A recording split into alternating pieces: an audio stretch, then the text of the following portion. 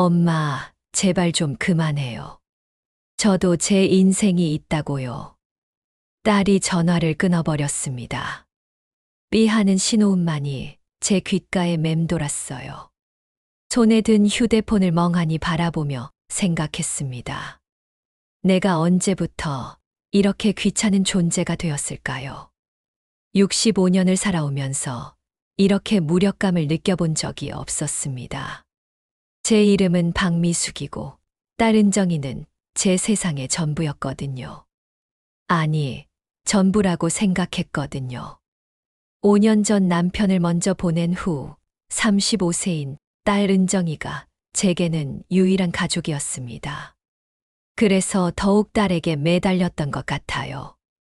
딸이 행복한지, 잘 먹고 있는지, 건강한지 하루에 몇 번씩 확인하고 싶었거든요. 하지만 딸에게는 그런 제가 질식할 만큼 부담스러웠나 봅니다. 사랑이라고 생각했던 제 모든 행동들이 딸에게는 감옥 같은 속박이었던 거죠. 그날 밤 저는 잠들 수 없었습니다. 딸의 차가운 목소리가 계속 귓가에 맴돌았어요. 저도 제 인생이 있다고요. 그 말이 마치 칼처럼 제 가슴을 찔렀습니다. 과연 제가 정말 잘못한 걸까요? 엄마가 딸을 걱정하고 사랑하는 게 그렇게 큰 죄일까요? 아니면 정말로 제가 너무 과했던 걸까요? 그때는 몰랐습니다.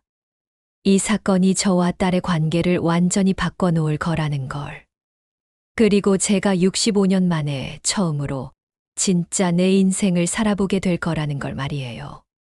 오늘 영상을 끝까지 보시면 성인 자녀와의 건강한 거리 유지법과 부모 자신만의 행복한 인생을 찾는 비결을 알게 됩니다.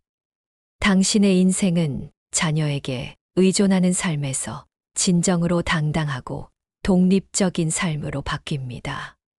지금 구독하고 알림 설정하시면 매주 실버 세대를 위한 건강한 관계 맺기와 인생 2막을 위한 실용적인 꿀팁을 가장 먼저 받아보실 수 있습니다. 은정이는 결혼한 지 3년이 되었지만 아직 아이가 없었어요. 요즘 젊은 부부들은 다 그렇다며 스스로를 위로했지만 손자를 안고 싶은 마음은 굴뚝 같았습니다.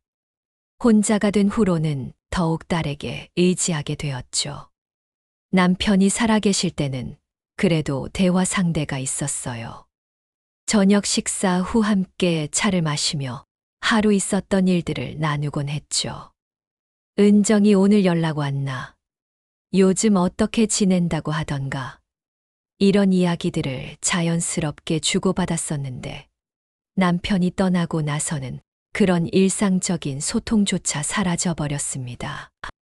혼자 있는 시간이 길어질수록 딸 생각이 더 많아졌어요. 특히 저녁 시간이 되면 더욱 그랬죠. 예전에는 남편과 함께 저녁을 먹으며 TV를 보거나 이런저런 이야기를 나눴는데 이제는 혼자 밥을 먹고 혼자 TV를 보다 보니 너무 적막했거든요. 매일 아침 일어나면 제일 먼저 하는 일이 딸에게 안부 문자를 보내는 것이었어요. 은정아, 잘 잤어. 아침은 먹었니? 오늘 날씨가 쌀쌀하니까 옷 따뜻하게 입고 다녀. 이런 메시지를 보내고 나면 딸이 언제 답장을 할까 하며 휴대폰만 바라보곤 했습니다. 점심때가 되면 또 연락했죠.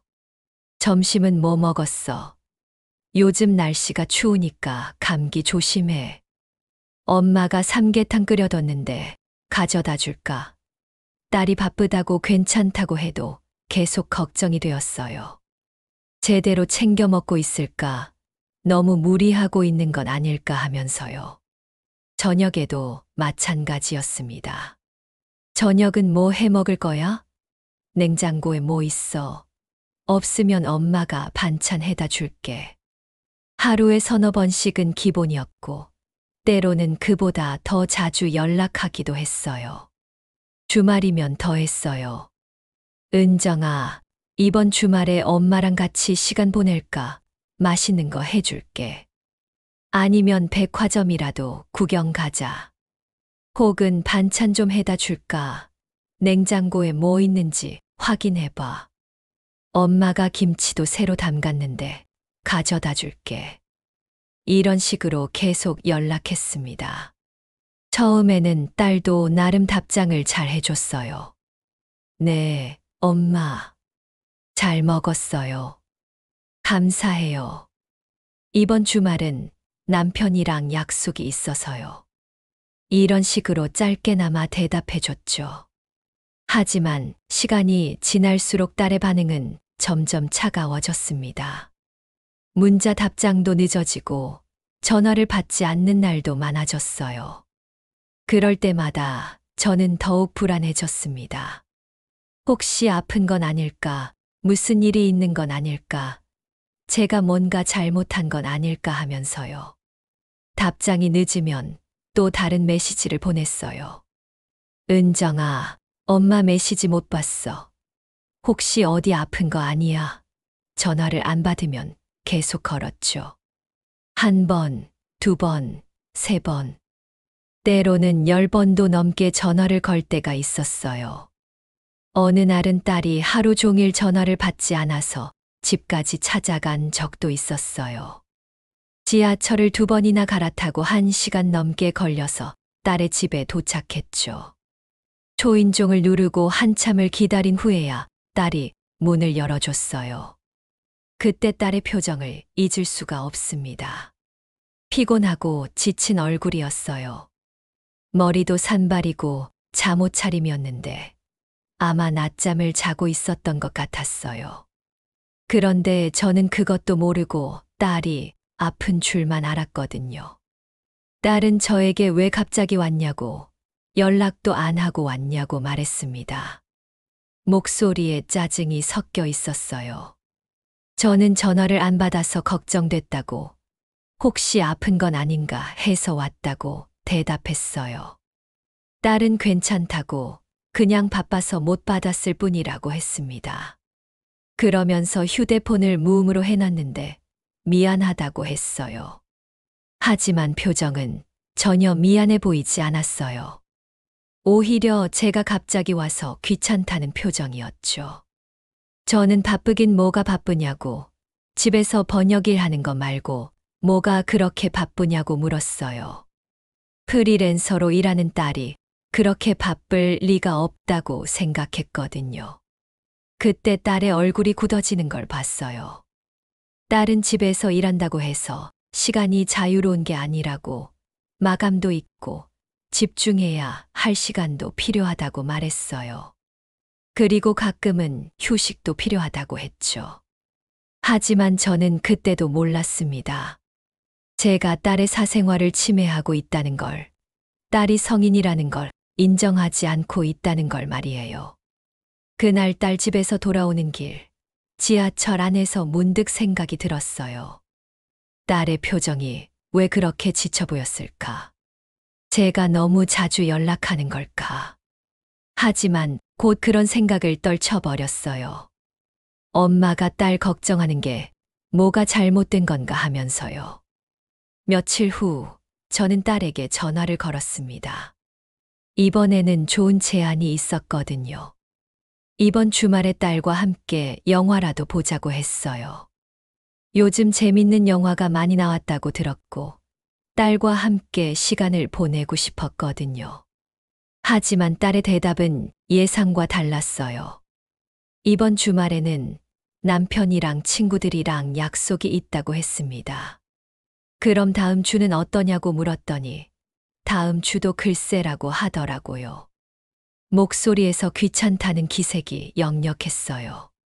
저는 서운했습니다. 언제부터 딸이 저와의 시간을 이렇게 피하게 되었을까요? 예전에는 함께 쇼핑도 가고 맛있는 음식도 먹으러 다녔는데 말이에요. 결혼 후에도 처음 12년까지는 그래도 가끔 만나서 이런저런 이야기를 나누곤 했거든요. 그러더니 딸이 솔직히 말하겠다면서 제게 충격적인 이야기를 했습니다. 제가 너무 자주 연락해서 부담스럽다는 거였어요. 하루에 몇 번씩 문자 보내고 전화하고 하니까 자기도 자기 생활이 있는데 힘들다고 했습니다. 딸의 말을 들으면서 제 머릿속이 하얘졌어요. 부담스럽다니요. 저는 그저 딸이 걱정돼서 사랑해서 그랬던 건데 그게 부담이었다니. 한동안 아무 말도 할 수 없었어요. 저는 귀를 의심했습니다. 부담스럽다니요. 엄마가 딸을 걱정하고 보고 싶어 하는 게 부담이라니. 딸은 맞다고 단호하게 대답했어요. 제가 딸이 뭘 하든 간섭하려고 하고 자기한테 너무 의존한다고 했습니다. 딸은 계속 말했어요. 자기도 자기 생활이 있고 친구들도 만나야 하고 남편과의 시간도 필요하고 혼자만의 시간도 필요하다고 했어요. 그런데 제가 하루에 몇 번씩 연락하면 그런 시간들이 다 방해받는다고 했습니다. 특히 주말에 갑자기 만나자고 하거나 반찬을 해다 주겠다고 하는 것도 부담스럽다고 했어요. 미리 계획을 세워서 생활하는데 엄마가 갑자기 연락하면 그 계획이 다 틀어진다는 거였어요. 딸의 말 한마디 한마디가 제 마음을 찔렀습니다. 간섭이라고요. 의존한다고요. 저는 그저 사랑해서 그랬던 건데 말이에요. 딸이 잘 지내는지 확인하고 싶고 도움이 되고 싶어서 그랬던 건데 그게 전부 딸에게는 부담이었다니. 저는 목이 메어서 한동안 말을 할 수 없었어요. 그동안 딸을 위한다고 생각했던 모든 행동들이 사실은 딸을 힘들게 하고 있었다는 게 믿어지지 않았거든요. 저는 그럼 엄마가 어떻게 해야 하는지, 딸이 잘 지내는지 확인하는 것도 안 되는 건지 떨리는 목소리로 물었어요. 딸은 물론 확인해도 되지만 이렇게 자주는 말고 일주일에 한 번 정도면 충분하다고 했습니다. 그리고 딸은 저에게 중요한 말을 했어요. 저도 저만의 생활을 만들라고 했어요. 친구들도 만나고 취미 생활도 하고 저만의 즐거움을 찾으라고 했죠. 그러면 엄마도 더 행복해질 거라고 했어요. 저는 친구들은 다 어디 갔겠냐고, 나이 들면 다들 바쁘고 엄마는 은정이밖에 없다고 말했어요. 실제로 남편이 돌아가신 후로는 사람들과의 교류가 확 줄어들었거든요. 예전에 친하게 지내던 친구들과도 자연스럽게 멀어졌고 새로운 사람들을 만날 기회도 거의 없었어요. 딸은 그러니까 그게 문제라고 했습니다. 저한테만 의존하니까 자기도 부담스럽고 저도 외로운 거 아니냐고 했어요. 그 말을 들으니까 정말 그런 것 같았어요. 저는 딸에게만 모든 감정적 에너지를 쏟고 있었고 딸은 그런 저의 무게를 혼자 감당해야 했던 거죠. 딸의 말이 맞는 것 같으면서도 인정하기 싫었어요. 제가 딸에게 의존하고 있다는 걸, 딸이 제 전부가 되어버렸다는 걸 인정하고 싶지 않았거든요. 하지만 마음 한구석에서는 딸 말이 맞다는 생각이 들었어요. 저는 그냥 은정이가 행복했으면 좋겠어서 그런 거라고, 그게 뭐가 잘못됐냐고 변명처럼 말했어요. 딸은 자기는 행복하다고, 하지만 제가 이렇게 계속 간섭하면 오히려 스트레스 받는다고 했습니다. 딸은 계속해서 자기들 부부도 적응할 시간이 필요하고 자기도 자기 일에 집중할 시간이 필요하다고 했어요. 그리고 가장 중요한 건 자기가 독립한 성인이라는 걸 인정해달라고 했습니다. 그 말을 듣는 순간 제 가슴이 무너지는 것 같았어요. 언제부터 제가 딸의 독립을 인정하지 않고 있었을까요? 언제부터 딸을 아직도 제 품 안의 아이로만 생각하고 있었을까요?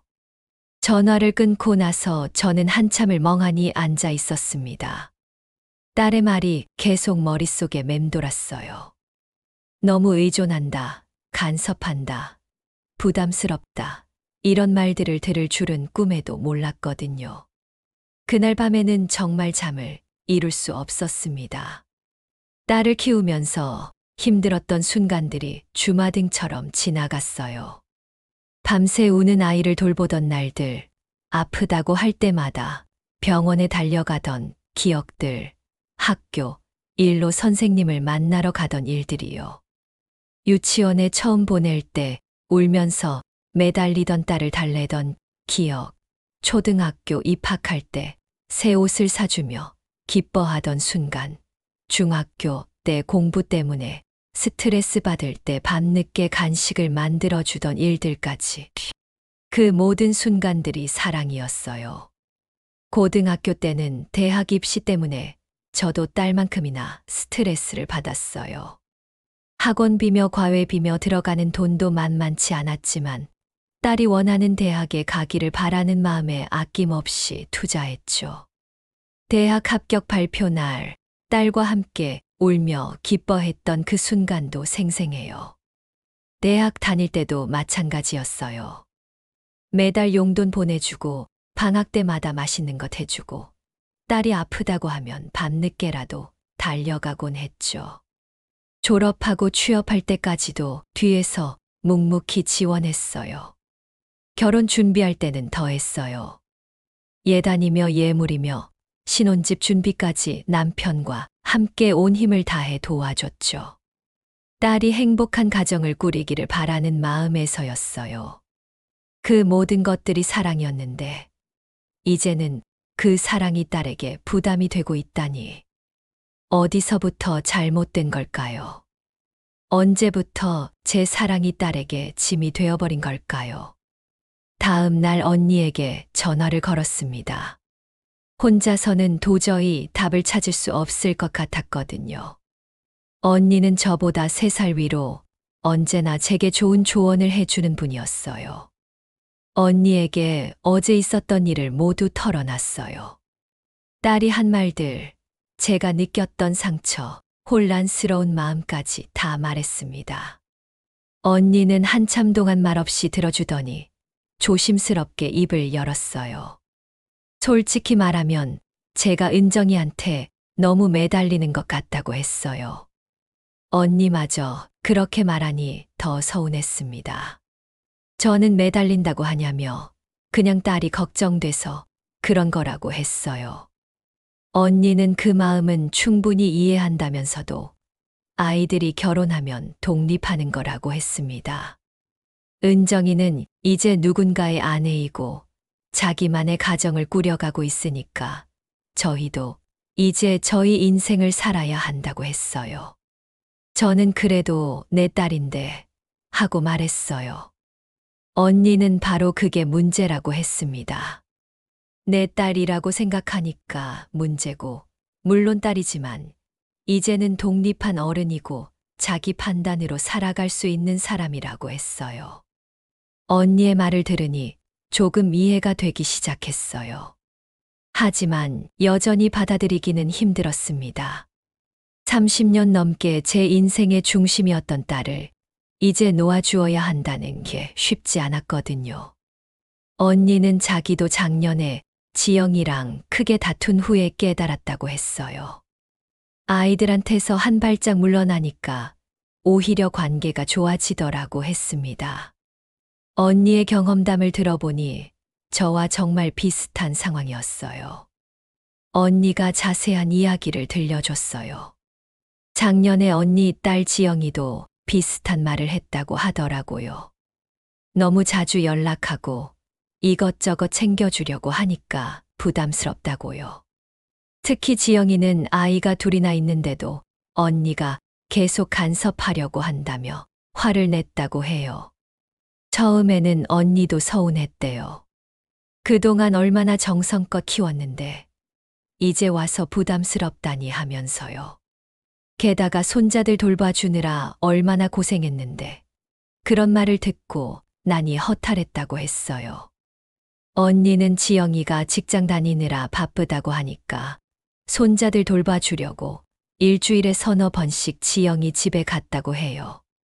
아침 일찍 가서 아이들 아침 먹이고 유치원 보내고 저녁에는 또 데리러 가서 저녁까지 해주고 왔다고 했어요. 그런데 지영이는 오히려 그게 부담스럽다고 했다네요. 자기만의 육아 방식이 있는데 언니가 개입하면 혼란스럽다고, 아이들도 할머니와 엄마 사이에서 헷갈려 한다고 했대요. 그리고 가끔은 혼자 아이들과 시간을 보내고 싶은데 그럴 기회가 없다고 했다고 해요. 언니는 처음에는 지영이 말을 이해할 수 없었대요. 도와주는 게 왜 부담스럽냐고, 혼자서 아이 둘 키우기 힘드니까 도와주는 건데 왜 그런 말을 하냐고 서운해했다고 해요. 하지만 생각해보니 지영이 말이 맞더래요. 언니가 너무 아이 인생에 개입하려고 했던 거라고요. 지영이도 이제 두 아이의 엄마이고 자기만의 가정을 꾸려가는 어른인데 언니가 계속 아이 취급하고 있었던 거죠. 그래서 언니는 연락하는 횟수를 확 줄였대요. 일주일에 서너 번 가던 걸 한 번으로 줄이고 미리 약속을 잡아서 가게 됐다고 해요. 그리고 자기 생활을 만들기 시작했다고 했어요. 언니는 오랫동안 안 만나던 친구들과 연락하기 시작했대요. 그동안 지영이와 손자들 돌보느라 친구들과의 약속은 다 뒤로 미뤄왔었거든요. 하지만 이제는 친구들과 정기적으로 만나서 수다도 떨고 가끔은 여행도 간다고 했어요. 또 문화센터에서 요가도 배우고 독서 모임에도 나간다고 했습니다. 처음에는 새로운 환경이 어색했지만 시간이 지나면서 정말 재미있어졌다고 하더라고요. 특히 비슷한 또래의 사람들과 만나서 이야기를 나누는 게 얼마나 즐거운지 모른다고 했어요. 그랬더니 신기하게도 지영이가 먼저 연락하는 일이 많아졌다고 해요. 언니가 안 찾으니까 오히려 궁금해 하더라고요. 엄마, 요즘 뭐 하세요? 오늘 요가 수업 어땠어요? 이런 식으로 관심을 보이기 시작했다네요. 그리고 만날 때도 예전보다 훨씬 편안해졌대요. 서로 눈치 보지 않고 자연스럽게 대화할 수 있게 됐다고 했습니다. 언니가 자기 생활 이야기를 하면 지영이도 관심 있게 들어주고, 지영이 육아 고민을 털어놓으면 언니도 조언을 해주되 강요하지는 않는 관계가 됐다고 해요. 무엇보다 손자들과의 관계도 더 좋아졌다고 했어요. 예전에는 매일 보다 보니까 서로 당연하게 여겼는데 이제는 일주일에 한 번 만날 때마다 할머니도 손자들도 더 반가워한다고 하더라고요. 언니의 경험담을 들으니 뭔가 희망이 보이는 것 같았어요. 하지만 여전히 확신이 서지 않았습니다. 갑자기 연락 안 하면 은정이가 서운해하지 않을까, 혹시 제가 딸을 포기하는 건 아닐까 하는 걱정이 들었거든요. 언니는 제 마음을 읽기라도 한 듯이 말했어요. 지금 은정이가 저한테 뭐라고 했냐고, 너무 자주 연락한다고 부담스럽다고 했잖냐고, 그럼 그 말을 믿고 한번 해봐야 한다고 했습니다. 언니는 계속해서 말했어요. 자식을 사랑하는 것과 집착하는 것은 다르다고, 진정한 사랑은 상대방이 원하는 걸 해주는 거라고요. 은정이가 지금 원하는 건 적당한 거리인데 왜 그걸 들어주지 않냐고 했어요. 그 말을 들으니 정말 그런 것 같았어요. 저는 그동안 제가 원하는 방식으로만 딸을 사랑해왔던 거죠. 딸이 원하는 방식은 생각해보지 않고 말이에요. 언니 말이 맞았어요. 딸이 직접 말했는데 제가 왜 그 말을 믿지 못하고 있었을까요? 아마도 딸을 놓아주는 게 무서웠던 것 같아요.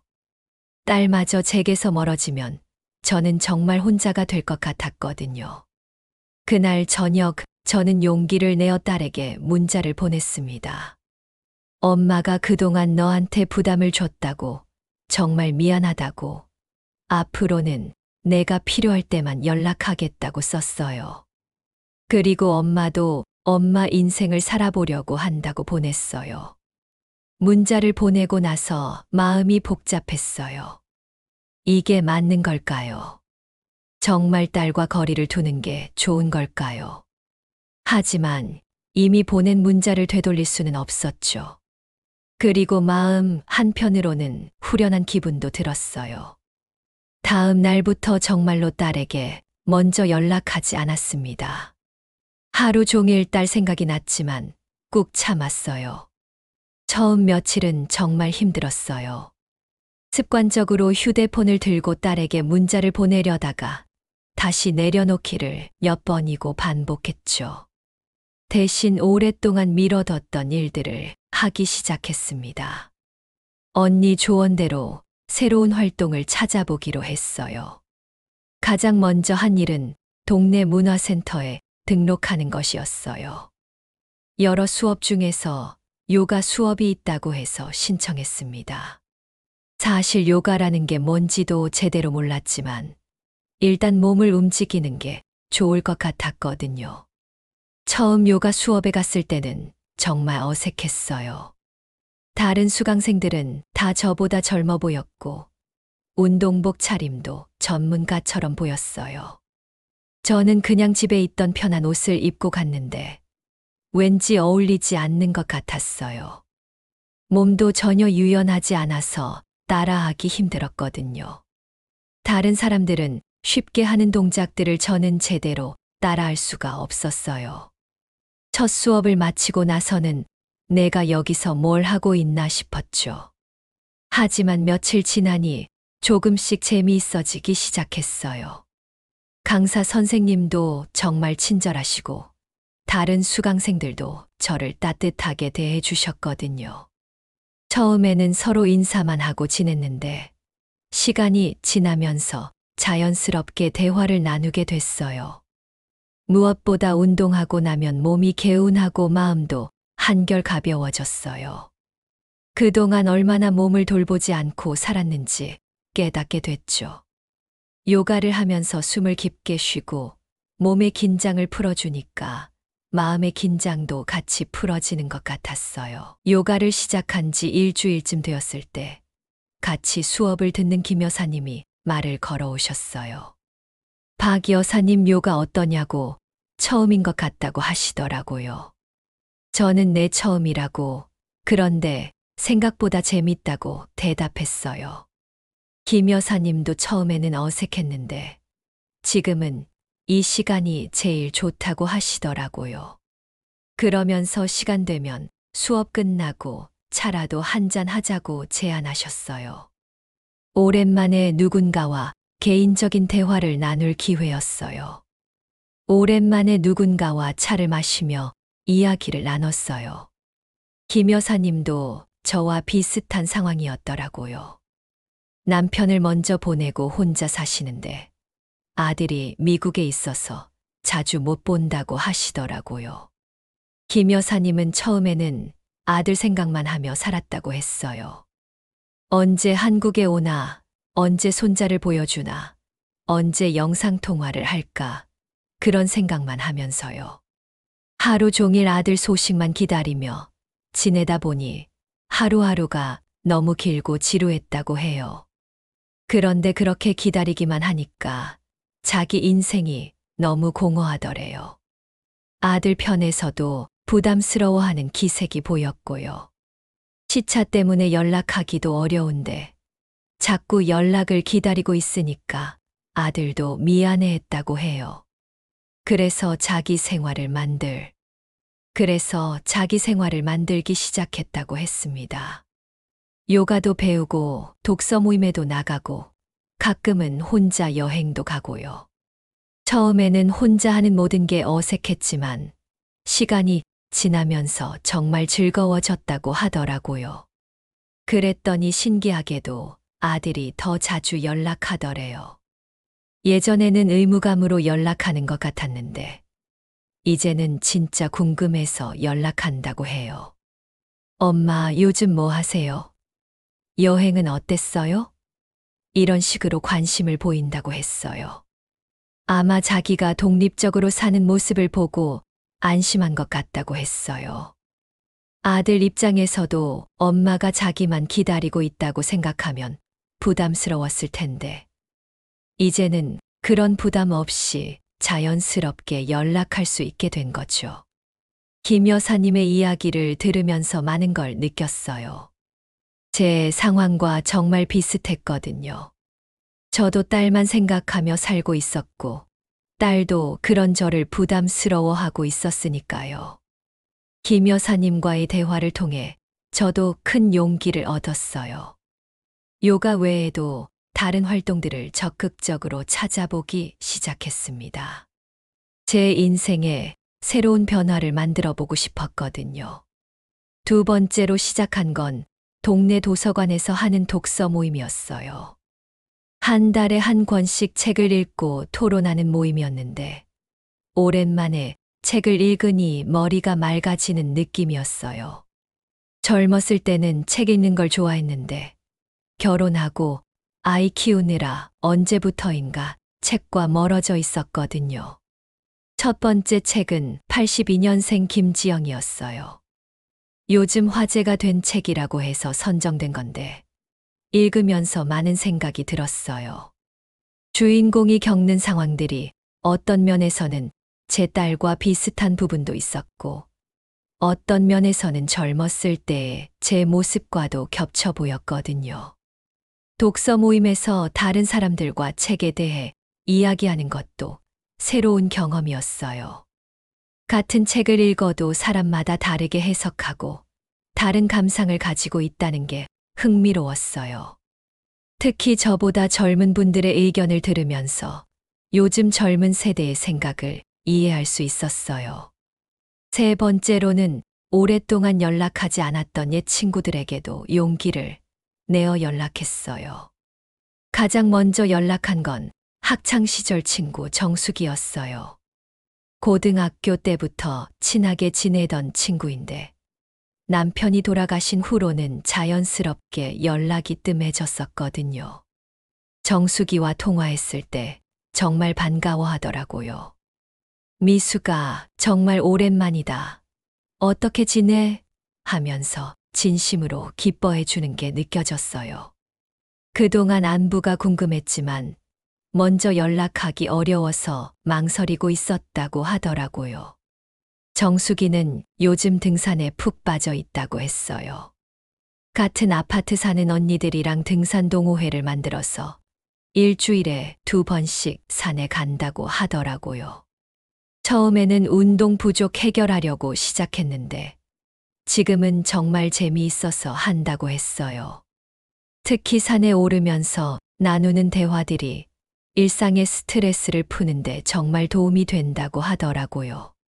각자 살면서 겪는 고민들을 서로 털어놓고 조언도 해주고 때로는 그냥 들어주기만 해도 마음이 한결 가벼워진다고 했어요. 정숙이는 저에게도 같이 등산하자고 제안했어요. 이번 주 토요일에 가까운 산부터 가볍게 가보자고 하더라고요. 등산이라니 생각해 본 적이 없었는데 새로운 도전이 될 것 같았어요. 저는 체력이 딸릴 것 같다고 걱정했어요. 그동안 특별한 운동도 안 하고 살았는데 갑자기 산에 가면 힘들지 않을까 싶었거든요. 정숙이는 처음에는 다들 그렇다고 위로해 줬어요. 정숙이 자신도 처음에는 숨이 차서 죽는 줄 알았는데 몇 번 가니까 적응되더래요. 그리고 산에 가면 머리가 정말 맑아진다고 했습니다. 일상의 잡념들이 다 사라지고 자연을 보면서 마음이 평온해진다고 하더라고요. 정숙이의 말에 용기를 얻어서 첫 등산을 가기로 했어요. 토요일 아침 일찍 만나서 근처에 있는 낮은 산부터 도전해 보기로 했죠. 그렇게 해서 등산도 시작하게 되었어요. 처음에는 정말 힘들었어요. 평소에 운동을 안 하던 몸이라 조금만 걸어도 숨이 찼고 다리도 아팠어요. 중간에 몇 번이나 쉬어가면서 겨우겨우 정상에 올라갔죠. 하지만 정상에 올라가서 바라본 풍경은 정말 아름다웠어요. 그동안 도시에서만 살다가 이렇게 높은 곳에서 내려다보는 경치를 본 게 언제였는지 기억도 안 났어요. 마음이 뻥 뚫리는 것 같았어요. 그리고 산에서 만나는 사람들도 모두 밝고 긍정적이었어요. 서로 모르는 사람들끼리도 인사하고, 힘든 구간에서는 서로 격려해주고, 정상에서는 함께 기뻐해주는 분위기가 정말 좋았어요. 정수기와 함께 등산하면서 그동안 못했던 이야기들을 많이 나눴어요. 각자 살면서 겪었던 어려움들, 아이들 키우면서 힘들었던 일들, 남편들 이야기까지. 그런 이야기들을 나누면서 저만 힘든 게 아니구나, 다들 비슷한 고민을 하며 살고 있구나 하는 걸 깨달았어요. 이렇게 새로운 활동들을 하나씩 시작하다 보니 하루하루가 정말 바빠졌어요. 월요일과 수요일은 요가, 화요일은 독서 모임 준비로 책 읽기, 토요일은 등산, 일요일은 집안일과 휴식. 그러다 보니 딸 생각을 할 시간도 자연스럽게 줄어들었어요. 물론 가끔씩은 딸이 뭘 하고 있을까, 잘 지내고 있을까 궁금하긴 했지만 예전처럼 불안하거나 초조하지는 않았어요. 제가 바쁘게 지내다 보니 딸도 딸 나름대로 잘 지내고 있을 거라는 믿음이 생겼거든요. 그러던 어느 날, 한 달 만에 딸에게서 전화가 왔습니다. 처음에는 무슨 일인가 싶어서 깜짝 놀랐어요. 그동안 제가 먼저 연락했었는데, 딸이 먼저 전화를 걸어온 건 정말 오랜만이었거든요. 엄마, 요즘 왜 연락 안 해요? 딸의 목소리에 뭔가 섭섭함이 묻어 있었어요. 조금 서운한 듯한 톤이었죠. 저는 은정아 하면서 엄마가 바빠서 그렇다고 자연스럽게 대답했어요. 정말로 바빴거든요. 요가도 배우고 독서 모임도 나가고 등산도 가고 하다 보니 시간이 정말 빨리 지나갔어요. 딸은 바쁘다고 하냐며 뭐가 그렇게 바쁘냐고 궁금해했습니다. 저는 요가도 배우고 독서 모임도 나가고 친구들이랑 등산도 가고 할 일이 많다고 말했어요. 말하면서도 신기했어요. 제가 이렇게 많은 활동을 하고 있다는 게. 잠시 침묵이 흘렀어요. 딸이 당황하는 것 같았어요. 아마 제가 이런 답변을 할 거라고는 예상하지 못했나 봐요.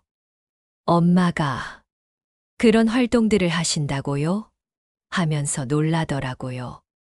저는 재밌다고, 새로운 사람들도 많이 만나고 배우는 것도 많다고 했어요. 정말로 그랬거든요. 그동안 집에서만 지내다가 밖으로 나와서 다양한 사람들을 만나니까 세상이 이렇게 넓구나 하는 걸 새삼 느꼈어요. 딸이 그럼 외롭지 않냐고 물었어요. 저는 외롭기는커녕 바빠 죽겠다고 웃으면서 대답했어요. 정말로 그랬어요. 예전에는 딸 생각 때문에 외로웠는데 이제는 할 일이 너무 많아서 외로울 틈이 없었거든요. 그러면서 은정이는 잘 지내냐고 자연스럽게 물었습니다. 예전처럼 걱정스러운 마음이 아니라 정말 궁금해서 물어보는 거였어요. 딸은 잘 지낸다고 하더니 갑자기 이번 주말에 시간 되냐고 물었어요. 같이 밥 먹자고 자기가 맛있는 곳 알아봤다고 하더라고요. 목소리에서 저를 만나고 싶어 하는 마음이 느껴졌어요. 이상했어요. 예전에는 항상 제가 먼저 만나자고 제안했는데 이번에는 딸이 먼저 제안하는 거였어요. 그것도 구체적인 계획까지 세워서요.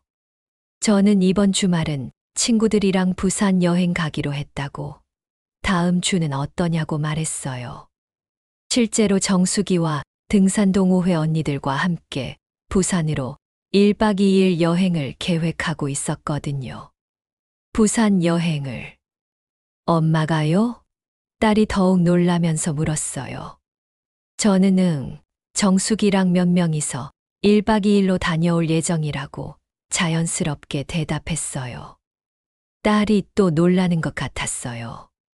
아마 제가 이렇게 적극적으로 생활하는 모습을 본 적이 없어서 그런 것 같았어요. 그동안 저는 집에서만 지내면서 딸만 생각하고 살았으니까요. 그럼 다음 주에 만나요.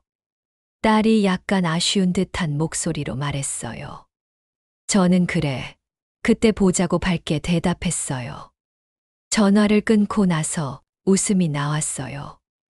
딸의 당황한 목소리가 재미있었거든요. 그리고 뭔가 뿌듯했어요. 제가 이렇게 독립적으로 살 수 있다는 것에 대해서, 그리고 딸이 저를 만나고 싶어 한다는 것에 대해서요. 부산 여행은 정말 즐거웠어요.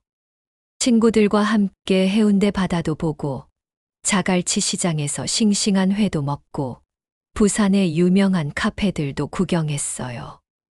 오랜만에 이렇게 큰 소리로 웃을 일이 많았어요. 여행 중에 친구들과 나눈 대화들도 의미 있었어요. 각자 자식들과의 관계에 대한 고민들을 털어놓기도 하고, 나이 들어서 새롭게 시작한 취미들에 대한 이야기도 나누고, 앞으로의 계획들도 함께 세워봤어요. 여행에서 돌아온 후 약속대로 딸과 만났는데, 딸의 태도가 확실히 많이 달라져 있었어요. 예전에는 제가 질문하면 대충 대답하는 식이었는데, 이번에는 딸이 먼저 저에게 궁금한 걸 물어보더라고요. 엄마, 오늘 요가 어땠어요? 딸이 진짜 궁금한 듯이 물었어요. 저는 오늘은 새로운 동작을 배웠는데 생각보다 어렵더라고 했어요. 그러면서 은정이는 요즘 어떻게 지내냐고 물었습니다. 딸은 자기도 요즘 새로운 프로젝트 때문에 바쁘다고 했어요. 그런데 엄마를 보니까 자기가 더 열심히 살아야겠다는 생각이 든다고 하더라고요. 이런 말을 들을 줄은 정말 몰랐어요. 딸이 제게 이런 말을 할 줄은 꿈에도 몰랐어요. 예전에는 저를 부담스러워했는데, 이제는 오히려 저를 존경하는 눈빛이었어요. 엄마, 정말 멋져요. 이렇게 적극적으로 사시는 모습이 정말 보기 좋아요. 라고 말하더라고요. 그제서야 깨달았습니다. 딸을 놓아주니 오히려 딸이 저에게 다가왔고, 제 인생을 살아가니 딸도 저를 한 사람의 독립적인 개체로 존중해 주었어요. 예전에는 그저 딸의 엄마였다면, 이제는 박미숙이라는 한 사람으로 딸이 저를 바라보고 있었던 거죠. 이제 저희는 일주일에 한 번 정도 연락하고, 한 달에 한두 번 만납니다. 예전처럼 제가 일방적으로 챙겨주는 관계가 아니라 서로의 근황을 궁금해하고 대화를 나누는 건강한 관계가 되었어요. 만날 때마다 서로에게 새로운 이야기가 있으니까 대화도 더 풍성해졌고요. 사랑한다는 것은 때로는 거리를 두는 것이라는 걸 이제야 깨달았습니다. 부모와 자식 사이에도 적당한 거리가 필요하다는 것을, 그래야 서로를 더 소중히 여기고 더 건강한 관계를 유지할 수 있다는 것을 말이에요. 65세에 새롭게 시작한 제 인생, 이제는 딸의 인생이 아닌 정말로 제 인생을 살고 있습니다. 매일 아침 일어나면 오늘은 무엇을 할까 하는 기대감으로 하루를 시작해요. 요가 수업이 있는 날이면 어떤 새로운 동작을 배울지 궁금하고, 독서 모임이 있는 날이면 다른 분들은 어떤 의견을 가지고 있을지 기다려져요. 등산을 갈 때면 오늘은 어떤 풍경을 만날지, 어떤 이야기를 나눌지 설레기도 하고요. 이런 작은 일상의 즐거움들이 제 삶을 얼마나 풍요롭게 만들어주는지 몰라요. 무엇보다 중요한 건 딸과의 관계도 이전보다 훨씬 좋아졌다는 거예요. 서로에게 의무감이 아닌 진짜 관심과 애정을 보여줄 수 있게 되었거든요. 이제는 만날 때마다 서로의 새로운 모습을 발견하는 재미가 있어요. 얼마 전에는 딸이 제게 이런 말을 했어요. 엄마, 저도 엄마처럼 나이 들고 싶어요. 이렇게 활기차고 당당하게요. 그 말을 들었을 때 정말 가슴이 뿌듯했어요. 제가 딸에게 좋은 롤 모델이 될 수 있다니 이런 기쁨이 있을 줄 몰랐거든요. 지금 이 순간도 저는 새로운 계획을 세우고 있어요. 다음 달에는 요리 수업도 들어볼까 하고, 겨울에는 독서 모임, 친구들과 함께 제주도 여행도 가보려고 해요. 생각만 해도 즐겁고 기대돼요.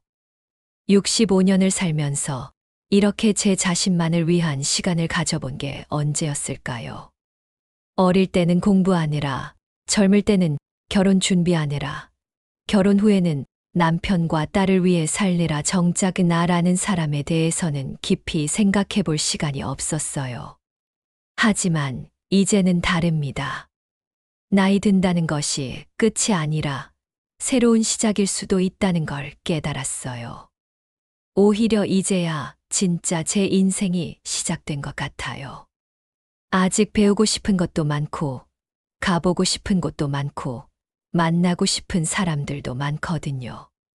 가끔 과거의 제 모습을 떠올려 봐요. 딸 걱정만 하며 불안해하던 그때의 저와 지금의 저를 비교해 보면 정말 많이 달라졌다는 걸 느껴요. 그때는 딸이 제 인생의 전부라고 생각했는데, 지금은 딸도 제 인생의 소중한 한 부분이지만 전부는 아니라는 걸 알아요. 그리고 이렇게 변한 저를 보며 딸도 더 편안해한다는 걸 느껴요. 예전에는 딸이 저를 만날 때마다 뭔가 조심스러워했는데, 이제는 정말 자연스럽게 대화를 나눠요. 서로에게 부담이 되지 않는 건강한 관계가 된 거죠. 이 경험을 통해 깨달은 건, 진정한 사랑은 상대방을 내 뜻대로 만들려고 하는 게 아니라 상대방이 원하는 방식을 존중해 주는 거라는 거예요. 그리고 누군가를 사랑하기 전에 먼저 나 자신을 사랑하고 돌보는 게 중요하다는 것도요. 지금의 저처럼 비슷한 고민을 하고 계신 분들이 있다면 용기를 내어 첫걸음을 내딛어 보시길 바라요. 처음에는 어색하고 두려울 수도 있지만 분명히 새로운 즐거움과 보람을 찾을 수 있을 거예요. 그리고 그 과정에서 자녀와의 관계도 더욱 건강해질 거라고 확신해요. 나이는 숫자에 불과하다는 말이 이제야 이해돼요. 정말 중요한 건 얼마나 살았느냐가 아니라 어떻게 살고 있느냐인 것 같아요. 앞으로도 저는 제 인생의 주인공으로서 당당하고 즐겁게 살아갈 거예요. 그리고 그런 제 모습이 딸에게도 좋은 영향을 줄 수 있기를 바라고 있어요. 이 영상이 도움이 되셨다면 구독과 좋아요, 알림 설정을 꼭 해주세요. 좋은 일이 생길 겁니다. 댓글로 여러분의 생각과 경험도 함께 나눠주세요. 감사합니다.